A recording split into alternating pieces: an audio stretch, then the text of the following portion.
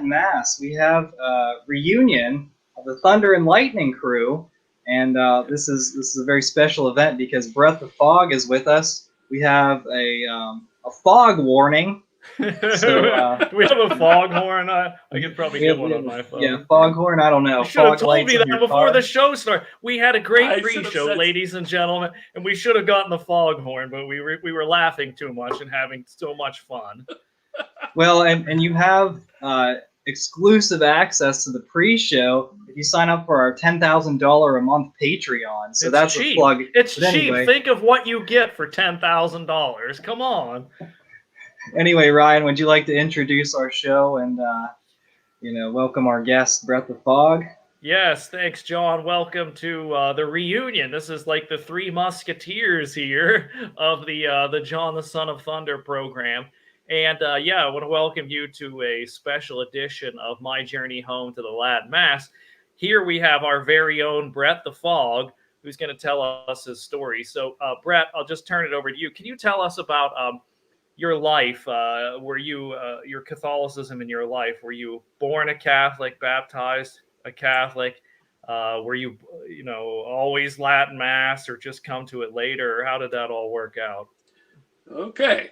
Well, first of all, I want to thank you guys a great deal for accepting my $1,000 Patreon contribution to allow me to tell my story of my journey home to the Latin Mass. And if anybody else out there wants to contribute $1,000 and tell their story, by all means, please do so. So, I was born a Catholic parents in a very Catholic family. My parents were so in that my dad saved up money to move across town to live right next door to the church. And he worked very hard to send all his kids to Catholic school, all 6 of them. And we all went to Catholic high school. We all went to Catholic colleges. We lived across the street from the Catholic school and the Catholic church. So yeah, we were all in. It was always Novus Ordo. I never knew anything else. My brother, who was 2 years older, was a altar boy who did have to learn the Latin responses, but by the time I got there, nothing. So I was there when they sang a new church into being.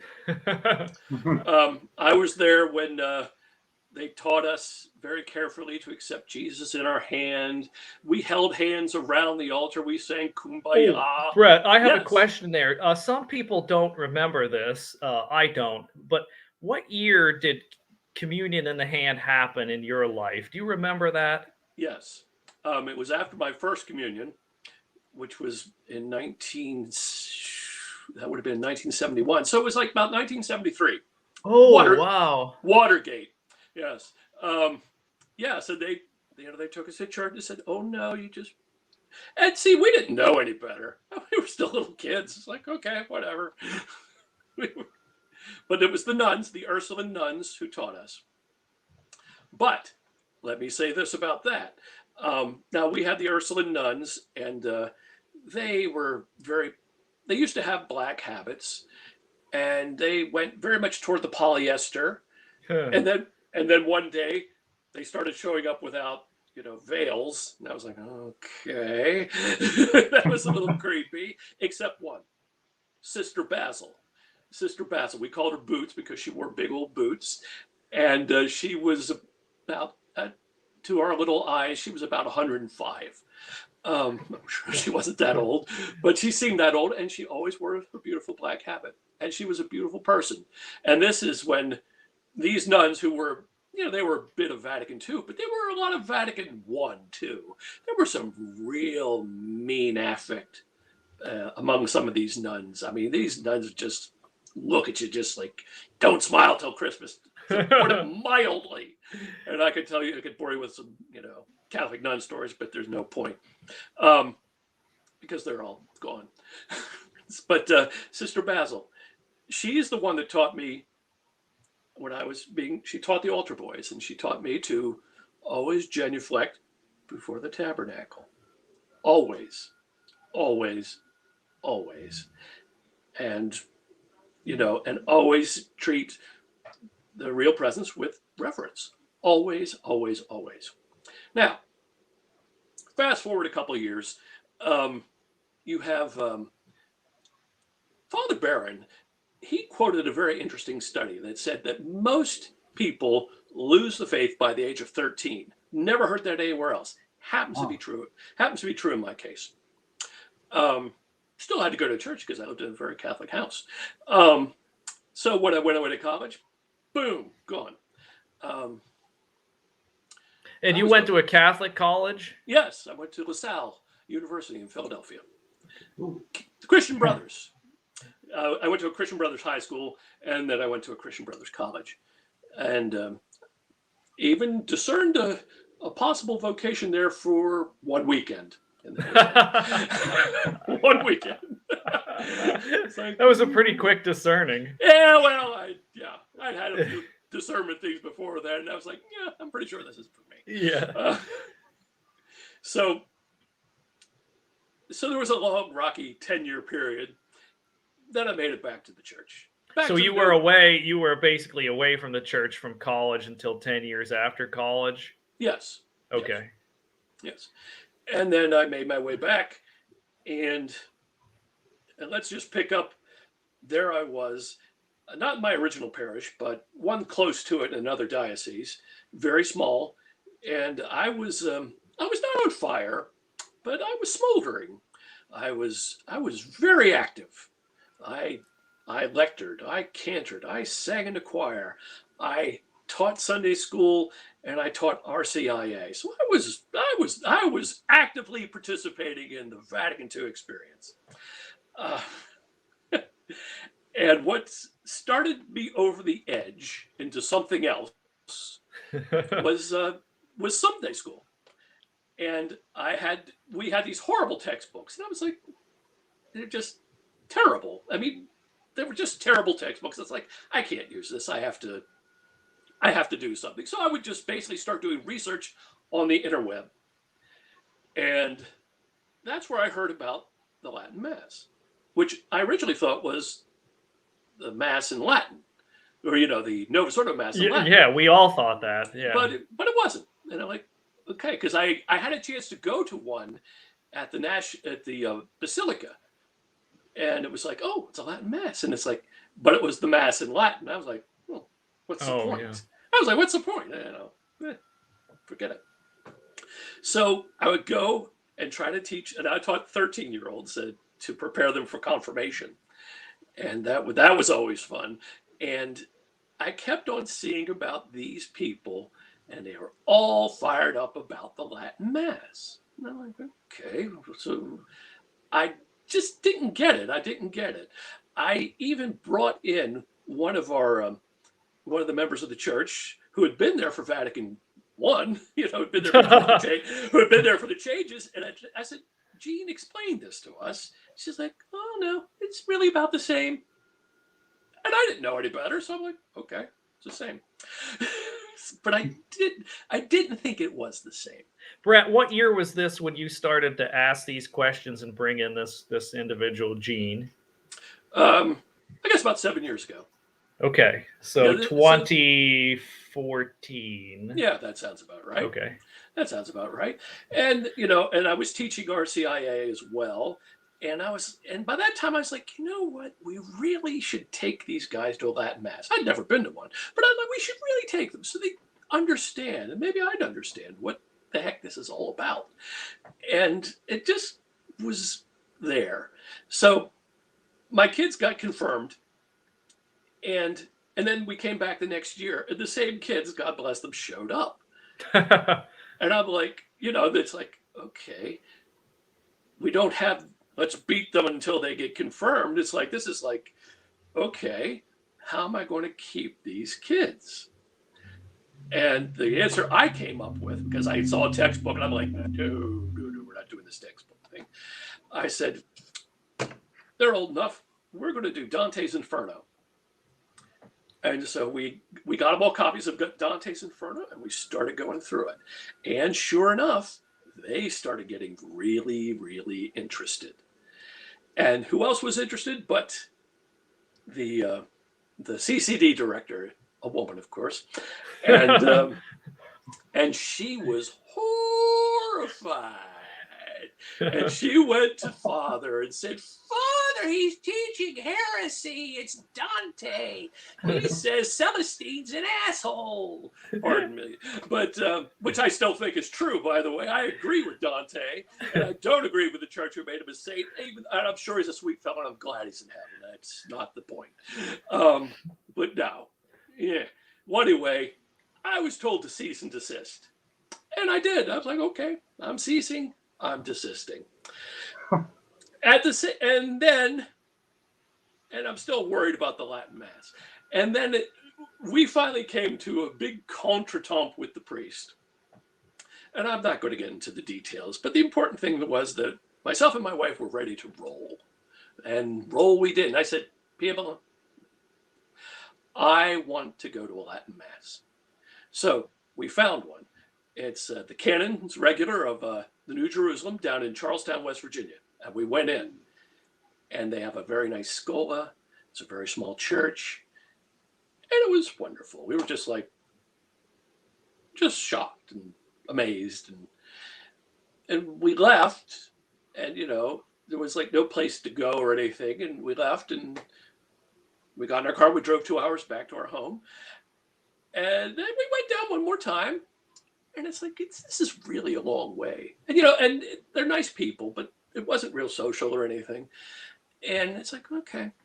So I said, well, we have to find someplace closer. So we looked, and we found a place that's only an hour away from the house. Their Mass was at 1:50 in the afternoon, and was attended by a grand total of 18 people. That's got to be one of the smallest Sunday Latin Masses in the country, only 18 people. It was at the time. And I was like, and the church was not an attractive church. And it was like, okay. I said, so we went home and said, we have to find some place that's like Mass in the morning. So we found the present location. We were greeted by a man who looked a little bit like Adolf Hitler. And come on, that's an inside joke. I'll expect a little fun out of that. But he said, just watch what I do and do what I do. And we did. And to me, the difference quickly became that there was a great sense of hospitality and the people. And everyone was very excited to be going to the Mass, and then they were so excited they wanted to talk about religion on a Sunday. Go figure. This was a totally new experience for me. Wait a minute. Are you saying they didn't immediately jump into their car and run away, hurry up to go get donuts and get home for the Steelers game? Well, no. Instead, they brought the donuts, and no one cared about the Steeler game. That's what it was, and I was like, well, this is pretty cool. And we were invited. We were actually invited to stay, and we did. And we've pretty much been doing that ever since. That's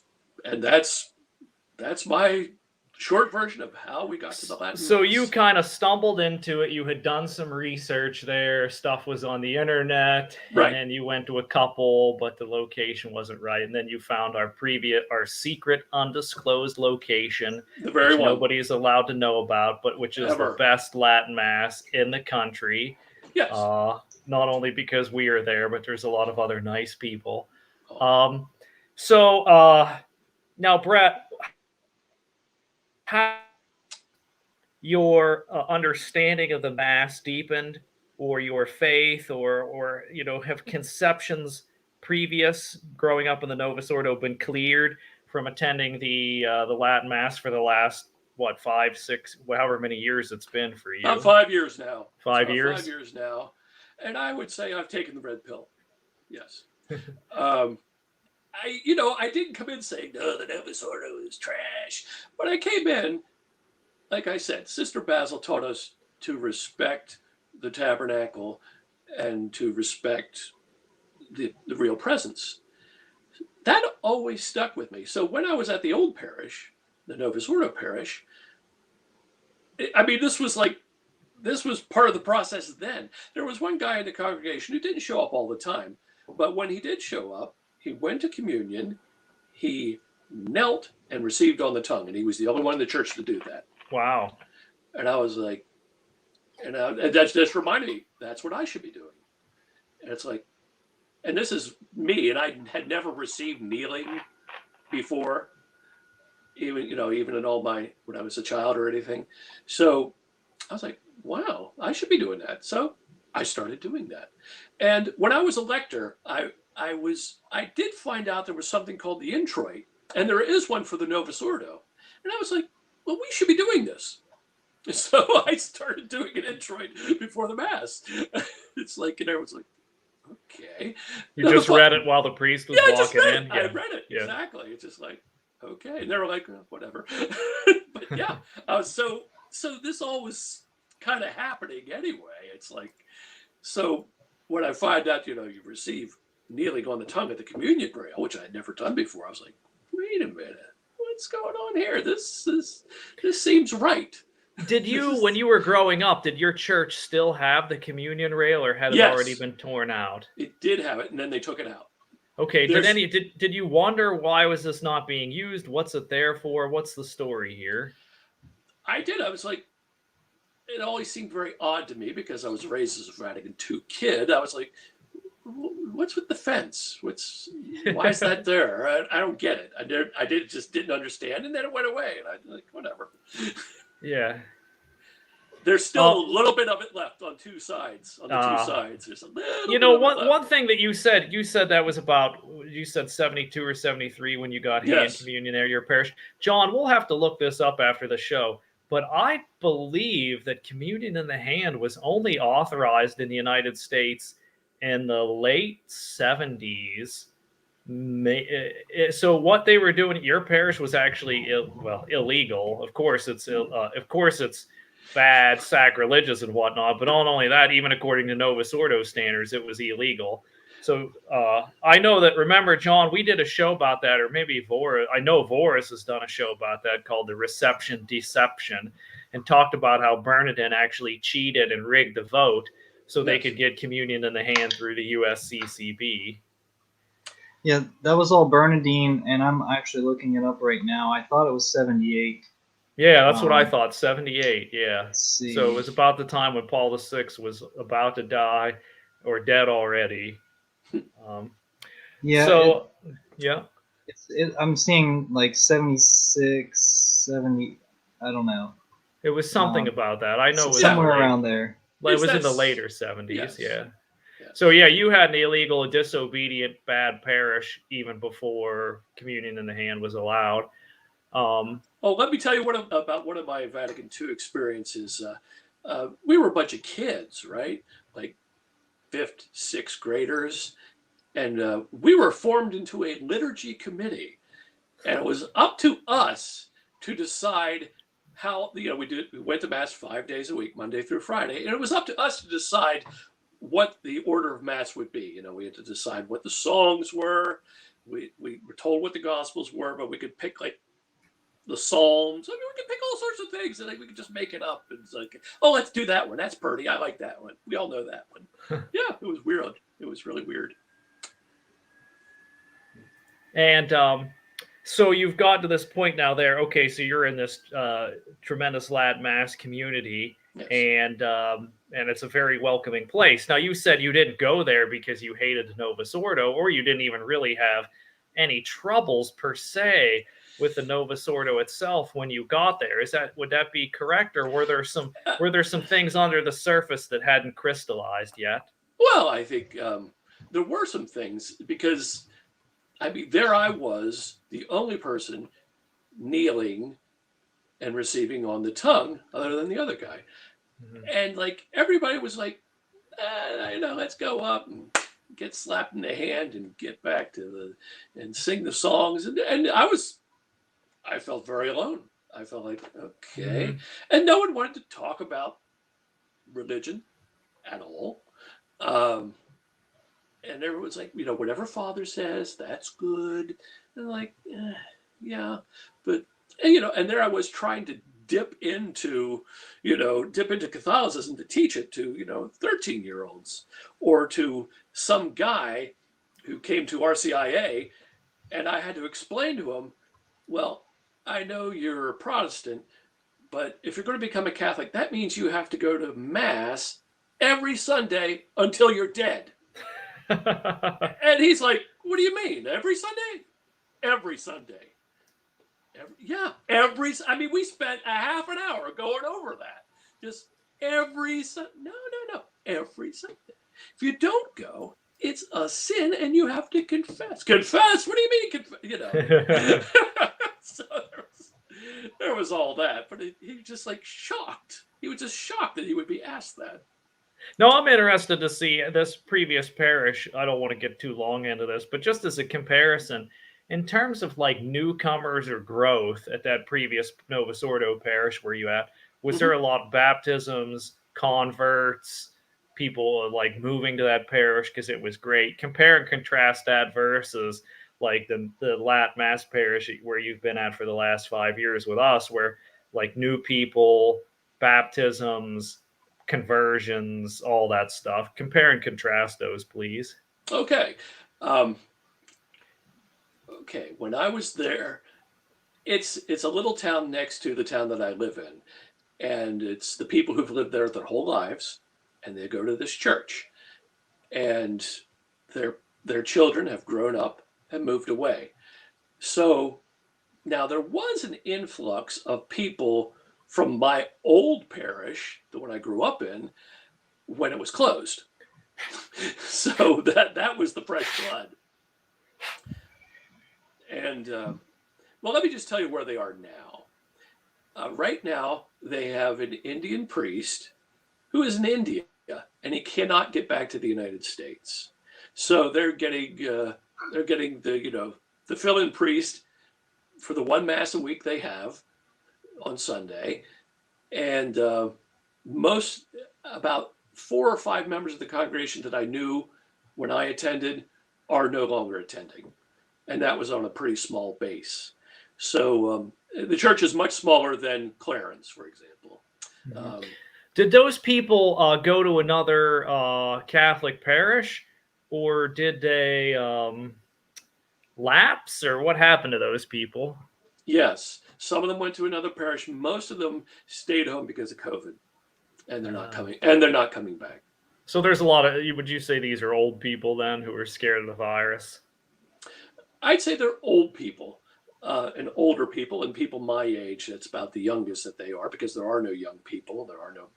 There was one baptism when I was there. It was nice. It was very sweet. And everyone's kids were there, and I mean, there were kids there. I mean, like I say, I taught CCD, so there were I had like 5 13-year-olds, so it wasn't like dead or anything. Yeah, that's pretty good. I mean, that's a reasonable class for a small parish, 5 13-year-olds. Yeah, exactly. Yeah, it was good. So it was going okay. I mean, it's nothing like now, but yeah. But it was fine. And then, so as you've been in this, so you mentioned one of the attractors of the old Mass was communion kneeling, and then how have you gotten from that first point to being like a total rad trad now? Yeah. Describe that process. Wow. It's been so, because you probably were you first coming to Latin Mass during? Yeah, you would have been there for the Summer of Shame. Yes, the McCarrick thing, the Bransfield, thing. Your buddy Bransfield.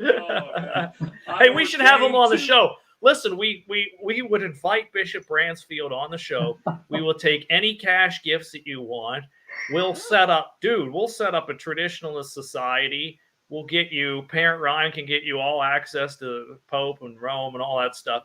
But just say the traditional Latin Mass for us and ordain a couple priests, like maybe Brother Martin, and everything will be great. That's for you, Bishop Bransfield. That would be awesome. Would that be like the best? Bring it back? Yeah. Oh, wow. Yeah. Bransfield I was in the Diocese of Wheeling, Charleston.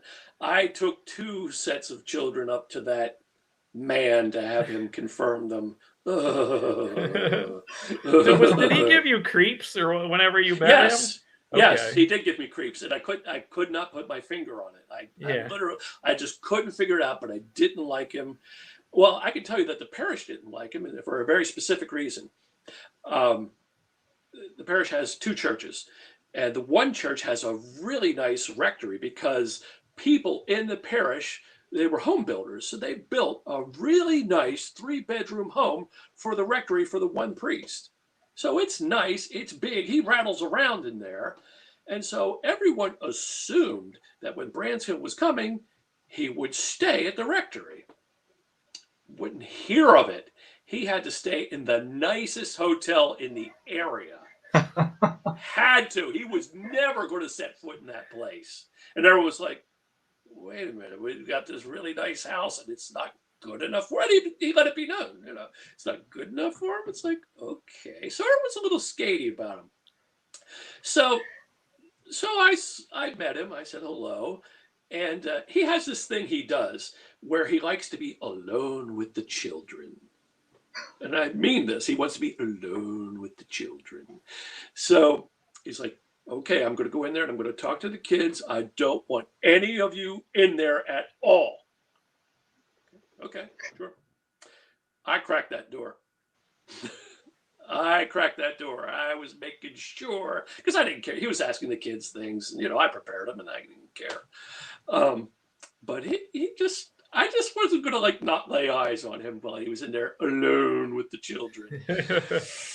Wow. By the way, that's against the Dallas Charter because you're not I guess allowed. it You is. got to have chaperones. A priest is not allowed to be alone with kids. I mean, we know that priests have got, not for doing anything wrong, but just actually not even having enough chaperones at an event. We know a priest who's gotten in trouble for that and had the riot act read to him. Yeah, well, this guy should have had the riot act read to him, apparently. But Well, he did that. He's got to pay it all back, but he doesn't have to pay it. He paid his little pittance back of the millions that he spent. Yeah. Okay, what makes me a rad trad? Yeah. Novus Ordo bishops who are perverts. So, Brett, that yeah. kind of gets to me. I want to go back. Go ahead. You just froze up. What was that? I want to go back to your CCD years. Yes. So, whenever, how many years did you teach CCD? And so that's the first question. 4 years. Okay. So was there as you were learning more about the faith, because you were studying so you could teach it, right? That was sort of like a turning point for you. But then, was there a point where you sort of felt pressure, like maybe your ideas were not welcome? Yes, yes, very much so, because I wasn't using the textbook, and I'd get the glare, and my kids wanted to show up, and they enjoyed the back and forth because I just, I would question them and I would ask them, and I'd make them put all their cell phones in a pile on the desk, and they loved this because I would just, they wouldn't. I got this call. No, it's very simple. And then I'd say, well, you know what? We should look that up. And I'd say, why don't you look it up on your phone? And they'd be like, oh, yeah, great. Really enjoyed that. I really enjoyed, I enjoy kids at that age. Just, because they're, their minds are just starting to explode, and they're starting to question things. And it's interesting to get in that process and hear what they have to say. When I taught that age group, I taught 6th graders and 7th graders, and they had a lot of interesting questions. Right.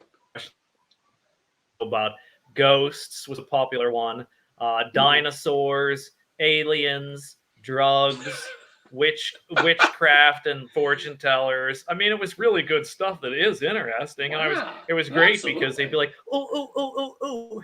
Ryan the retrograde, tell us about dinosaurs and ghosts. Exactly. And John, I know you taught the Utes as well, and I assume you enjoyed it.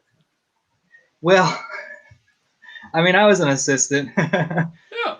but I think with that, I'm not sure where I would have gone, but I felt like they were really engaged whenever you weren't like telling them stuff, but you were kind of like I don't know because they have their intriguing topics. You can talk all you want about like prayer life or like what's a sin, but you have to. I think it's trying to be like relevant and cool. That's never going to work, and everyone No. knows it. Like everyone No. watching this video knows it. Yeah. But that's what all these youth groups try to do. Is they try Yeah. to be relevant and cool. But if I would do it again, there was never pressure for me to, like, I never felt anyone was going to kick me out. I thought maybe I would be when the bishop started promoting eco theology, but that was whenever the shutdown happened. But I think given just being a straight shooter, even like Tim Gordon says, he talks to the kids about mortal sin, and if you die in a state of mortal sin, you're going to hell. And that like really, you know what I mean? Like you just say something like that, and they're like, oh, that's they're all like, terrible. what, oh, what? but it hits home because if you tell them there's a reasonable hope that all are saved, Ugh. you know, then what are you going to get? You're going to get a bunch of apathetic kids who are like, all right, well, I'm just going to do what I want then. I'm just gonna go smoke dope and ride my skateboard, man. Yeah. Oh, I used to do a whole little lecture on that. I'd take the whole population of the world, and then I'd start striking out all the people who weren't going to make it. And I'd say, I'd start with all the people who weren't Catholic. Good luck. And I'd say, there's a very small percentage of them that'll make it, but we don't know what that is. So they're gone. So you're down to 1 billion immediately. It's like, okay, and then we know worldwide about 25% of Catholics. Only 25% of Catholics go to Mass on Sunday. So get rid of get rid of 3/4 of them right away. They're not going. And then we just keep going down the line like that. It gets people's attention. It's like, you mean to tell me that the way to perdition is broad and wide and easy, and the path to salvation is narrow and difficult? Is that what you're trying to say? Something like that. Yeah. I think that's in a book somewhere. John, you'll have to look and see who said that. I don't really know.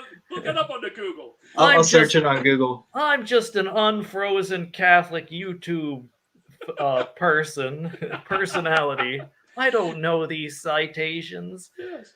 And then I talk about, and then you have to go to communion, and you have to be in the state of, the state of grace to go to communion. So how many people go to communion without going to confession? And then we're getting to really small numbers. It's like, so see, it's not, maybe if you're a priest, let's see, 3% of them have been proved to be totally LMNOP or really, really bad.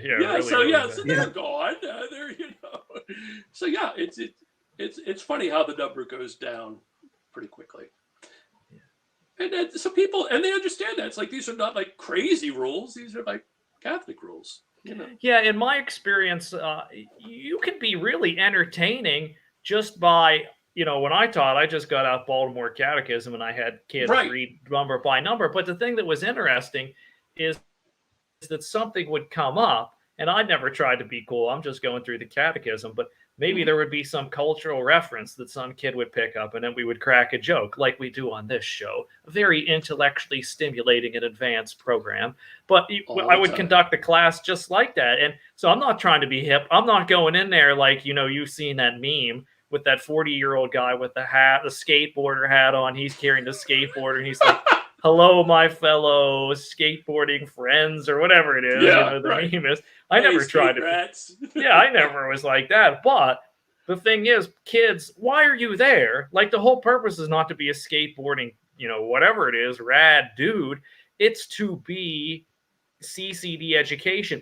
And the thing that I wanted to stress is Catholicism is a religion that gives you an entire way of life that is very structured and logical, and it has a lot of intellectual depth to it. And nobody knows this because we've all been swimming in the Novus Ordo fishbowl, and so we all think it's felt banners, kumbaya, and an experience. Oh, I had an experience at the charismatic thing. Oh, I wave my hands. And okay, well, maybe that gets you excited. Like a lot of people start into the ball game through that charismatic experience or whatever, but Right. there has to be depth. And I think the thing is that kids, when they see, oh, whoa, there's like depth. Oh, look at this catechism, how thick it is, and it tells you about everything. This is really cool. And what do you mean that, guys, what do you mean somebody speculated about like how many angels could dance on the head of a pin, even though I don't know if anybody seriously did speculate about that. That's a joke. But, Yes. you know, everything in the medieval times, these guys thought of practically everything. And so, yeah, basically, yeah, you don't have to be anything to just teach the faith. Yeah, one thing I noticed was it was more of the focus to the youth was more of the charismatic thing.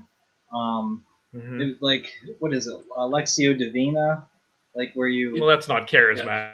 Well, but it's just like there was a lot more of a focus on the charismatic elements of the faith, and I feel like a lot of men are not necessarily drawn to that type of aspect. What's going on there? See, they realize that the Novus Ordo is actually deficient in its ability to convey the faith. It lacks the true, the good, and the beautiful. It has a privation of a do good, and so they have to try to supplement that with the experience of the charismatic feeling. So I don't know if there's any truth in these charismatic experiences. I have no idea. I had one. You did? I did, yes. Can you share it? I will share it. Yes. So we had a really great priest at my old church that I was describing before, and he liked to bring in other Catholics. He brought in an Eastern Rite Catholic, and we had Divine Liturgy. That was really cool. Yeah, wow. It was really cool. It was in English, but he brought a cantor, and they sang the whole thing. We got the spoon, the whole. It was really something. It was That's amazing. great. But he wanted us, little West Virginia. He wanted us to have that experience. He also brought in a charismatic healer from the Caribbean. Oh man. Okay, so I'm in the choir. We're in the choir. And we're singing, I forget what song we're singing, over and over and over. And, just like, it turns into like a chant, right? And people, we're all a bunch of rednecks, and people are coming up the aisle to get healed. And, this sounds like the Brother Ryan preaching service here. Oh, yeah, come on up and get healed.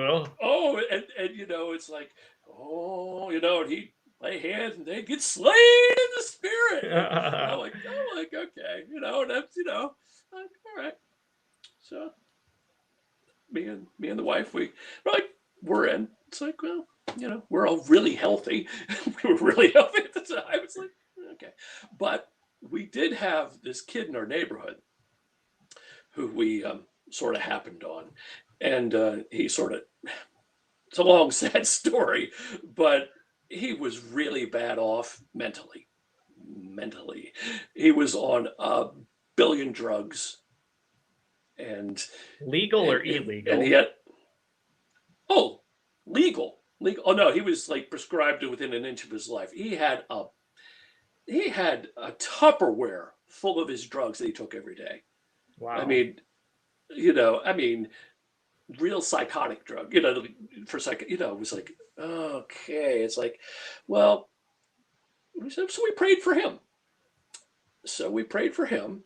And we're up there, we're all there, there's the preacher, there's me, there's her, we're all there. And we start swaying, and woo! That was really quite an experience. Wow.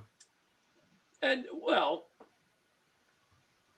so this kid who was really, really short. Well, and I've met his siblings and his mother and everything. He's the tallest one in the family, and he's a big strapping guy, and he is saner than me. Whoa. And I'm like, and like this is like years later. I'm like, you know what? Maybe it had nothing to do with it. Maybe it had a lot to do with it. I don't know, but I felt the power. So basically, over time, whether it was immediate or not, it was not immediate. He was basically healed and is now pretty much normal now. Absolutely. Wow, that's great. Wow. Yeah, I thought so.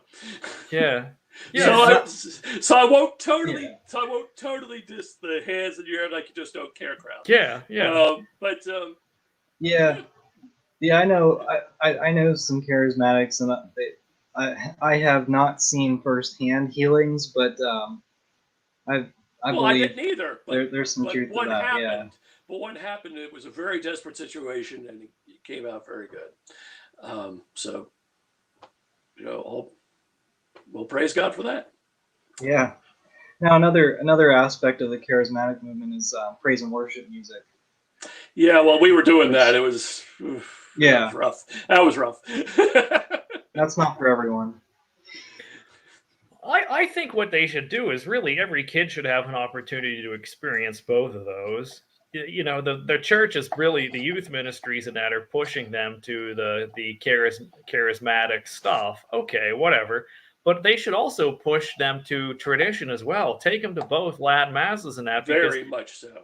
I think, John, we talked about the Phoenix, the natural to go from the charismatic high and then to a well-grounded tradition that comes from Mass and the Gregorian chant and all that.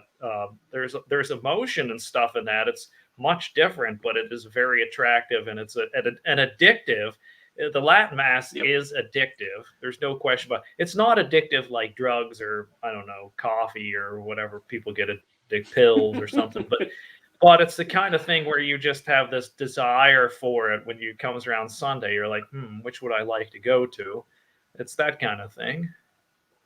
Yeah, Mother Angelica is a good example of that as well. She was into the charismatic stuff, and then one day she just kind of snapped out of it, and she said, well, not out of it, but she said, you know what, we're going back to the traditions of the faith. And they had Mass ad orientem until the bishop banned it from her diocese. And so she's another one. And Father Mark Goring is one of my favorites as well. We're holding out for him. We're holding out for him to go trad. Yeah. Well, and he's not going to have an opportunity. Well, I guess he will if no one shows up to his parish because they can't. So yeah, maybe. I mean, yeah, he said he's never celebrated a traditional Latin Mass, maybe been to one or two, but he says he appreciates it and everything like that.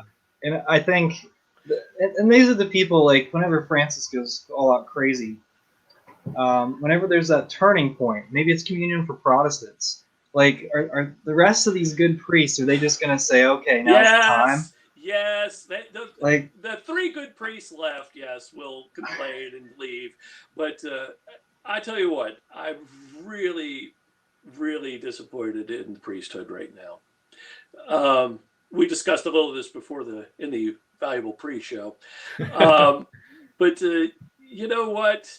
Oh, and this is the same crew that said, oh, we'll never shut down the church. Oh, they'll never ban the Latin Mass. It's all going to be just fine. Just obey. It'll be great. And what happened? Yeah, exactly. And look at those poor people, those poor priests in Australia. About 75 of them got together and said, they put out a really strong letter saying, this is, this COVID nonsense is nonsense. It has to end, and we have to be Catholics about it. And the bishops called them in and said, you will do nothing and like it. And they did. So they did. I don't know what can we even expect from these priests as long as they want, say it, Ryan, canonical status. Yeah. My precious canonical status. Oh, it's so precious. Oh. Yeah, well, people are going to have to get used to doing without. Brad, you might find this shocking, and so will our viewers, but there are people who have canonical status who went to hell. It's shocking to find out, but it is not the same as the state of grace. Oh. It's not the same as Catholic orthodoxy. Unfortunately, it's something far less than that. But I don't know. Yeah. I guess it's really important. I don't know what's more important. I'll have to ask Parent Ryan if canonical status is more important than money. He'll be the one that'll answer well, that. let me speak for Parent Ryan.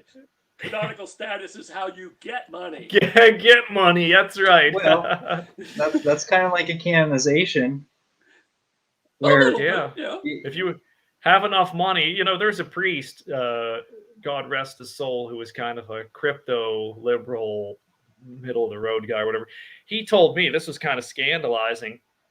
Maybe 10 years ago, he said, you know how somebody gets canonized? I said, like, there's a cause and all that. He goes, yeah, how do you think that happens? So every little order that gets big enough collects enough money. They go to Rome and they deliver a ton of money for some cause and whatever, and basically purchase a canonization so that Saint Juan Ramirez Espinosa Mendoza gets canonized, and he's the founder of that little religious order. And so they're like, oh, our founder. Oh, now I don't know. I'm not saying Juan Mendoza Espinosa Mendez is not actually a saint. I'm not saying that. But he pointed out, he said that process is basically really fishy when you just go and purchase canonizations. Well, but then also once the canonization happens, then that site, like the home of their birth, and then their religious order headquarters or whatever, becomes a site of pilgrimage, and so that in turn, it's an investment for these religious And orders always to get their has founder been. canonized. Yeah, it always has been. Even back to the Middle Ages, it was a big deal to have a shrine and some relics. So, absolutely. So I'm not going to criticize them because it is traditional, but Tradition. yeah, tradition. So just saying, that's what he told me. He says this is basically like to see how the sausages are made, see how the saints are made, and you know, okay, whatever. So Brett, getting Yes. back to your journey home, Yes. you drive a decent distance to your Latin Mass that you go to. Hour and a half. Wow. Okay, so what would, and that's pretty much every Sunday. Yep. So what would you say to people who are hesitant, maybe about driving extra distance? I mean, it's situational. I don't really judge people because driving even an hour every week is tough. You know, it can be a little bit of an investment. It is. So what would you say to those people who are hesitant to go to the Latin Mass just because of the distance? Are you asking about Latin Mass hesitancy? This is why we need a Latin Mass mandate, okay? Yes. And we need to censor anybody who speaks out against the Latin Mass mandate on the internet. Absolutely. In misinformation, we have to block it. Okay, this is what I would say. I'm like you. I don't judge anybody who isn't willing to drive to get in a car and drive long distances every week. I do criticize people who won't do it once. I really get upset with people because I'm doing that. I'm telling people, come with me. I'll drive. Come with me. Come with me. Just one time. Just one time. And I've gotten my brother, one fellow who already was a Latin Mass guy, and a friend, and that's it. And I don't expect any. I expect them to come one time and leave. But let me say this: it's an hour and a half up. It's an hour and a half back. The Mass is at least an hour and a half, and then we socialize afterwards. It's basically an all-day adventure. Yeah. And really helps me dedicate my Sunday to God. That time is set aside for things of for God and the church. It just is. You'll see that when you see me. You see me stuffing my face and making bad jokes, but that's for God. Now, can you speak to that a little bit about setting the Sunday aside? Because I think that's also another concern, and really something that was my concern before I attended the Latin Mass was like, oh well, I have all these plans on Sundays. Right. Did you set aside Sundays before you started attending the Latin Mass, or was that something that just came afterwards? Oh, that's afterwards. Absolutely afterwards. Okay. No. It was like, I used to live 5 minutes. I just roll in, roll out, and and then I got more involved in the parish. It wasn't quite like that anymore, but I was like, but it's oh, it's convenient to go on a Saturday night instead. Let's do that, whatever. And I still do those things occasionally. I'm a backslider, as the Protestants would say. But, Well, but but to say, this is Sunday, this is what we're supposed to do, and this is where we're supposed to do it. That's just how I feel about it. But no, all this stuff is cut. I did. If I met myself 7 years ago, now, I mean, I don't know what we talk about. It's been quite a change. I said to John before, like, Brett is our crack researcher. You're always sending us the best news articles for which we can talk about. Occasionally I send you and John these research projects, and Yes. So yeah, I mean, for somebody who comes from Nova Zordo land, it's basically like, whoa, this is a full-time lifestyle. And it's not like you turned Amish Catholic and you live on a compound and ride horses and whatever. Well, but we've all kind of dedicated our lives to this. Did show up. Remember those people that did show up that one Sunday? They lived on the compound. Yeah. We have some compound dwellers that come to our Latin Mass. I don't think anybody's ever ridden a horse to our Latin Mass. No. The closest was this traveling truck driver who was like from Kansas, and he stopped in one Sunday. And apparently, I was not there that Sunday. I was living in another state at that time. But apparently, this guy came and told a bunch of great stories and was an interesting character. And I think, look, you have to be if you're a rad trad traditionalist Catholic truck driver. You've probably been some places and seen some things. I would think. Wow. Well, I will say this. About being a trad, a rad trad. I'm a mad trad, as you personally know. But yeah, John and I are glad trads. Yes, Brett is a mad trad. I'm a mad trad, and I thought about it. I realized I was angry. I was an angry trad. I was never an angry trad until I became traditional, but I've been angry most of my life. It's kind of my predominant fault. Use a little Catholic lingo there, and I'm still very, I'm still very grumpy. I'm trying to be less so, and I think, frankly, going to the Latin Mass has helped. Of course, you'd have to ask the people who know me best to really get the correct answer, but I feel it's helped. Well, I think that this is one thing I've noticed in traditionalism is that here, there's like the 4 different temperaments. There's sanguine and choleric and phlegmatic and what's the other one? Now we're the angry the angry trad show. Can you believe what Bergoglio did? This is unbelievable. Yeah. If I had to crumple up papers and throw them at the computer now that if I had hair, I'd be pulling it out. But anyway, so there's those. This. Oh, wait, real quick. Let me get my angry trad thing in. Yeah. I'm in the Vatican, and there's Bergoglio in front of me, and he's standing up in front of the Blessed Sacrament, and I have a bat, and that's going right to the back of his knees, and he will get on his knees. Angry there you go. trad. Angry trad. There it is. Promise. Yeah, this is what got kicked me. That's what got kicked me off of YouTube. Brett, the leading papal critic. But there's these four temperaments. I forget what they are. I named 3 of them. But anyway, So the thing I've noticed in traditionalism is you actually need all 4 of those, because if you don't have some angry trads, then you're missing out on somebody who can go and do stuff and get people activated. Because if everybody's just real phlegmatic and passive and contemplative or whatever, then it's hard to get something done, especially when, let's say, your parish gets smacked in some way or something bad happens.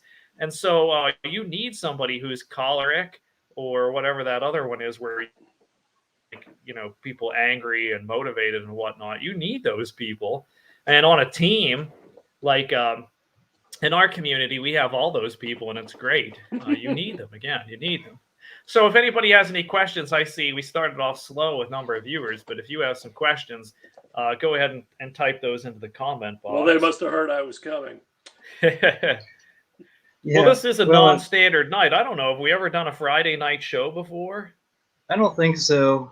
See, it's not even a first Friday. See, I would excuse all these people if this was a first Friday because I know they'd have their devotions at their local parish. But, I wouldn't even be available. They have no excuse for not turning into the John the Son of Thunder program. The John the Son of Thunder program coming to you live on this Friday night. Well, I think what they're doing is they're home making their own YouTube videos to submit to John about their journeys home to the Latin Mass. So they didn't know. See, they didn't know we were going to be live. Make it 20 minutes. You should put up a few questions. I'd love to hear Patty's story. Yeah, we were going to have John. You're going to do an offline interview with Patty, right?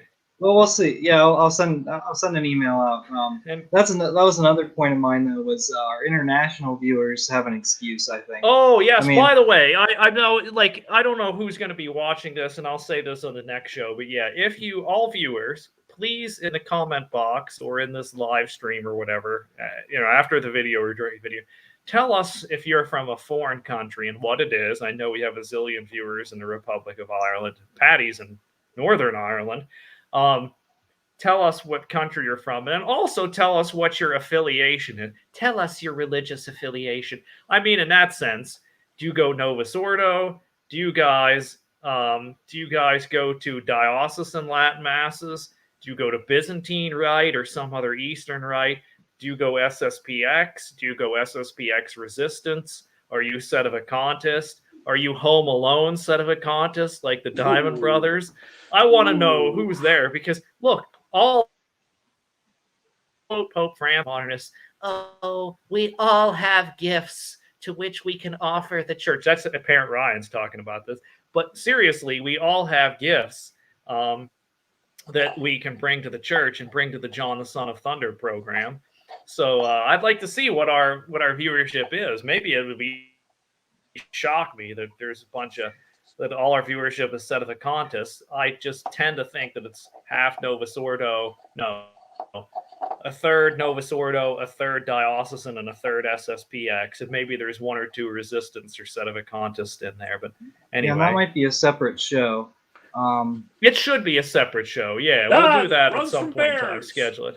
Diocesan, awesome. TLM. Oh, you have a TLM only diocesan. You have a lot of them there. That's great. So that would be like a fraternity or an Institute of Christ the King, or there are diocesan TLM only, which would be, for example, one of those is Monte Ecclesiae in New Jersey, which was the very first one in the United States, which is run by a diocesan. And so I guess there's others too. So thank you, Runs from Bears. Okay. Yes, last chance, last call for questions with Brett, the FOG. Where is that foghorn? We'll wait for a few more minutes, and then... While we're waiting, I'm going to get the foghorn going right here. All right, do it. Yeah, and Brett's abbreviation, FOG, the fat old guy. I didn't come up with that, but I think it adds a nice dynamic to our thunder and lightning. It adds a... Yeah, here we go. All right, here's a question from Heather. What's the number one way to protect the Latin Mass? Go. There you the go. Number one way to protect the Latin Mass is to go. If you go, they have to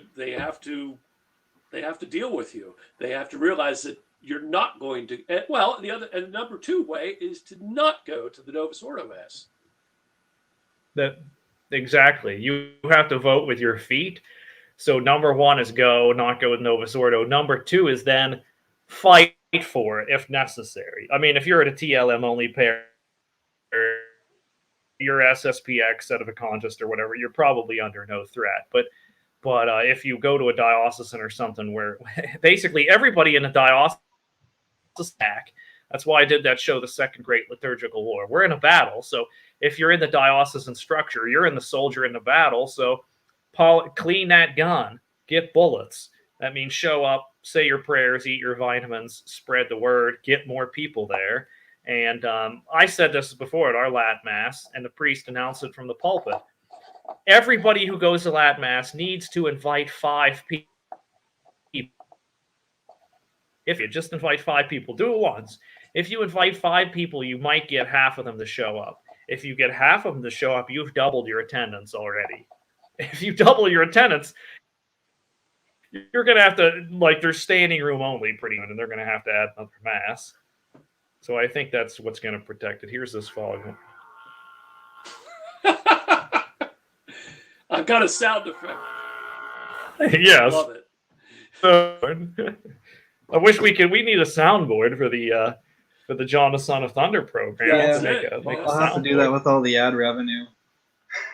Yeah. Hire someone to run the soundboard. Oh yeah, we'll have what is on the Joe Rogan show? It's called, like, he's got Jamie, who's his tech guy, and Matt Fradd hired a tech guy. He's got his Jamie, so we need a Jamie. If there's a Jamie who wants to work for free, you have to work for free. I know we have zillions from the Patreon money. I can probably afford like 2 cents an hour. That's assuming that the video gets monetized. Yeah. Because that's a lot. 2 cents an hour. Come on. About 3 cents for the ones that don't get monetized. So yeah, well, with all the sound effects, we'll be able to get plenty of monetization. Plus, again, we have all the Patreon money, so we can afford. Not if we say the forbidden words. Well, we won't. We'll say that all in the offline Patreon show and the stuff that's on all those other channels and whatnot. Rumble exclusives. Yeah, absolutely. Odyssey and whatever else there is. Did you see that? What Catholics Believe, the Father Jenkins program, they're basically now just doing that exclusively on their website because they got too many strikes for forbidden words and topics. Sure. So, but they basically just post an advertisement like saying, this week on the show, we're going to be discussing X, Y, and Z. And then you can... then you can advertise a program or whatever. Oh, Heather has a good question. Maybe you can take that offline. We'll give her the scoop. Yeah. John. Yeah, Heather, can you post your email in the chat, and then I'll tell you when you can delete it. Oh, yeah. Runs from Bears likes Father Jenkins. I like him too. He's a really smart guy. I don't know what his story is, but I heard I don't know if he was educated like Novus Ordo and turned to SSPX later or something, but I think he understands, he has like an advanced degree or whatever. And, yeah, he's a really, really smart guy. I like him. Now, sometimes I think he rambles, but so do we. So whatever. When you've got a lot to say that's interesting, people like to hear you ramble. But yeah, I agree. Father Jenkins is a smart guy. Yikes, Petty has a pretty brutal comment here.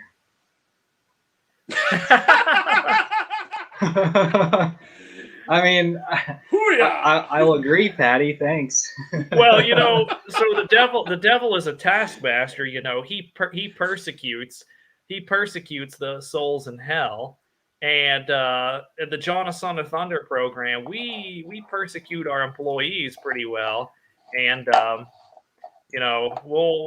but look, you get to work with us, so who needs money when you get to work with the illustrious stars of Brett, John, and Ryan Retrograde? Plus, when Parent Ryan shows up, you get to see the greatness of that experience. So, there you go. All right, thank you, Heather. Heather, you can delete your comment there. We got it. Yeah, so Patty McMullen says that Father Jenkins was ordained by Archbishop Lefebvre. I think it maybe something says 78 because he was SSPX.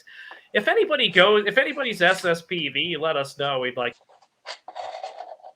because I like hearing stories from anybody on any spectrum of tradition, and even like Byzantine and the Eastern rites or tradition as well. So that's great. So Father Jenkins was SSPX, but he is no longer. Is that correct? Yeah, he was one of the guys that resigned or quit in 1983 over there was a little controversy in SSPX. Are you familiar with that, Brett? No, I just know they seem to have lots of them, and there seems to be a lot of former SSPX priests. Yeah, so this one I'll go over briefly. There was some guys who resigned or got kicked out of SSPX in 1983 in the United States, and it had to do with 3 things. There were 3 issues that they had. The first one was accepting annulments decrees from Novus Ordo tribunals. And they were looking at this stuff and they said, this is crazy. The number of annulments that there are is astronomical. And they're giving them away like Smarties and candy at Halloween. So how can we accept these? Just accepting them, period. And so there was that problem. The second one was Archbishop Lefebvre forced on them the 1962 missal. And they previously, up to that time, had used the 1954 missal with the rubrics of St. Pius X. That's the one that we all prefer and enjoy. And Lefebvre pushed 62, and I'm not exactly sure it was because he didn't like it, but it was the last acceptable missal. And, you know, it was this kind of thing, and it was what a lot of people in France used. So anyway, 62 it was for SSPX, even until this day. And then the third reason they got kicked out had to do with the SSPX allowing priests ordained in the new rite to just show up and join without getting a conditional reordination. And some of these priests were wondering about that. They were like, well, wait a minute. We all went through this whole thing and got ordained in the old rite, and you're just letting a guy come in.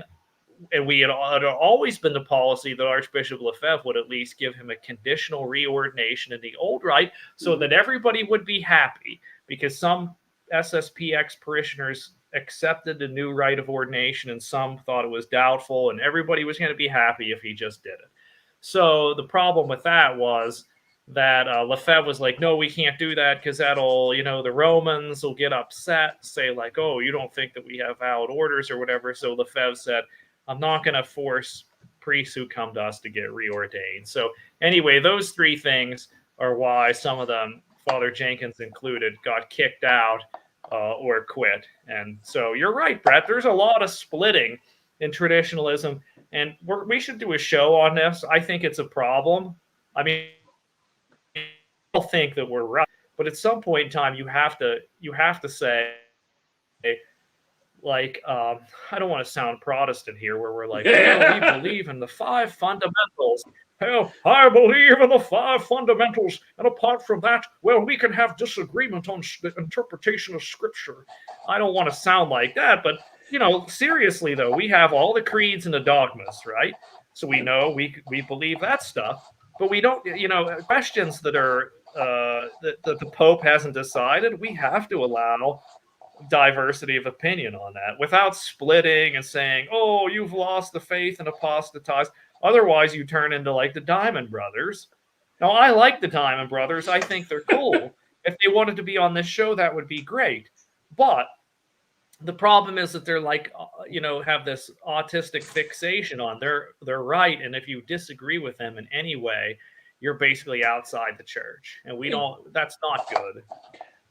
One of the fruits of Vatican II was, you know, was very much let 1,000 flowers bloom. You know, you could have these they were closet at the time, closet trads, and you could have, you know, the charismatics over here, and you could have Joe and Jane Pugh Sitter here, and you could have, you know, all these people founding order. You know, you could have all this stuff, and we all got along. In the immortal words of Saint Rodney King, can't we all just get along? Mm-hmm. But we can't, apparently, because Bergie is forcing the hand. I hope his health is well. I'm sorry to hear that he had to cancel his trip to Scotland. And, can't go to Scotland. No, yeah. He can't. He had to cancel. With that being said, we may be doing an emergency Thunder and Lightning show coming up. Who knows? Can we rig black smoke and white smoke? Oh, yeah, we have that capability. There's increasing rumors of another conclave, and we'll be on. You know, we don't have in-depth knowledge. We have the same background as everyone else that's doing all this research, but you know, we have our opinions, and we'll see what the viewers have to say if that time comes. When that time comes, we'll be here. Somebody YouTube. On a Facebook page, I was just looking to see what it was. They called it. The thing that Bergoglio pulled out of, they called it like the hot air meeting or something. Because it was the Synod on Global Warming. He called it a hot air meeting. Exactly. And you should see the private jets lined up for this climate stuff. Oh boy, I mean, it's crazy. Anyway, let's just take 2 more comments and then we'll call it. Yeah. We have Heather who asked a question. What is the best missile available? And I don't have a Latin Mass missile. I kind of feel weird saying that. Shame on you. Shame on you. Shame. How I mean, can you you can be on find this everything. program? Here's the See, thing. this is why you were assigned an apostolic visitation of the last episode, because of these crimes against the unity of the traditionalist movement. Well, I don't go to daily Latin Mass, and that's where your missile is most helpful because you can usually get the missiles. You can usually get the books. Now, yeah. John, get yourself a missile. Just do it. It'll make a big difference in your prayer life. What can I tell you?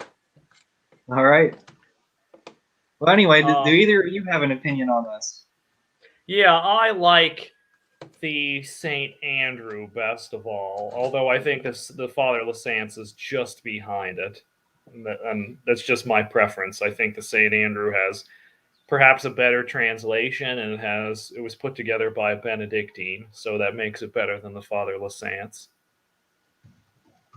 Okay, let's take the next comment here. New Zealand.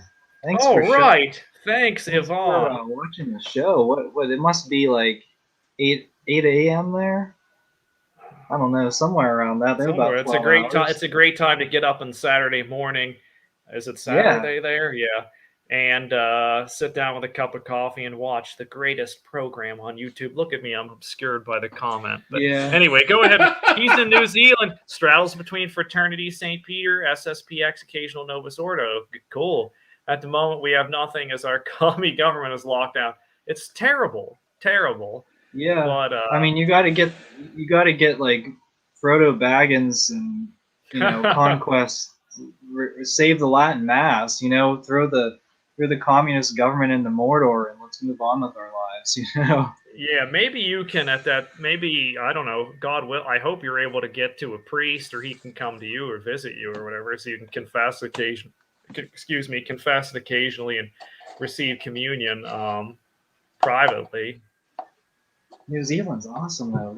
I that's such a beautiful. I mean, the pictures there are so beautiful, unbelievable. Like, I don't know. That's cool. That's really great, and not great that you're locked down though, and the communists have taken over. Yeah. All right, last question. Trendy Web, thoughts on the SSPX resistance to SSPX 2012 doctrinal statement? I don't remember. I probably read that doctrinal statement when it came out. I'd have to go take a look at it again. And I'll tell you, these were my thoughts. Okay. These were my thoughts when Williamson split from SSPX. I said, this guy's being too, I don't like to use the word schismatical, but he's seeking out a purity and an inability to compromise where compromise is due. And I've always liked Williamson, and I've said I thought the guy was 95% correct, or maybe even 99% correct. But I thought that he was wrong when he sabotaged any possibility of a deal with Rome in 2012. Now with hindsight, okay, with seeing what Bergoglio did with Traditionis Custodes, and how he basically made sure that no deal happened with Rome, I now have to say that Williamson seems like he was right to sabotage that deal in 2012. Actually, I'm glad no deal was made, but whatever it means happened, whether it was sabotage or subterfuge or whatever, I'm glad no deal was made.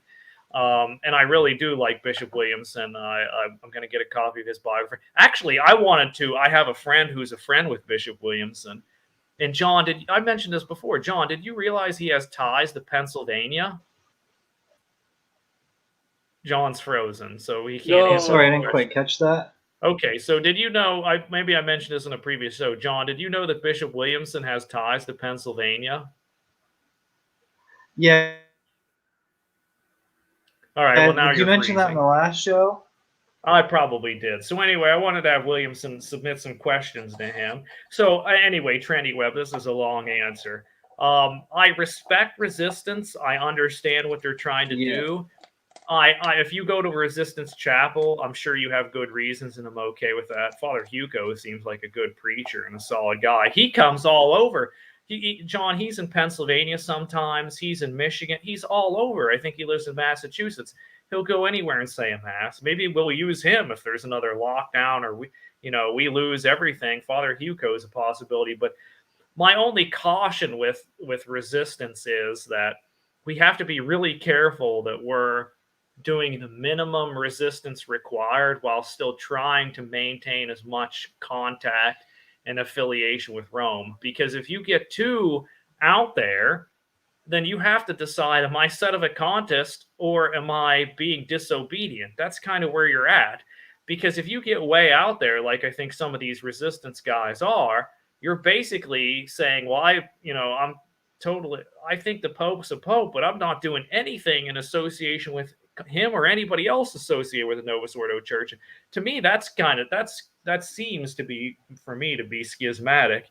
If you get way out there and you say, well, I'm sedevacantist like Bishop Sanborn, okay, I might think you're wrong or right or respect you or whatever, but that's a lot more consistent. Then you have a good reason for never talking to the authorities, and having anything to do with them. Okay, but anyway, that's the only thing I'll say on SSPX resistance. And maybe next show or whatever, I'll look up that doctrinal statement.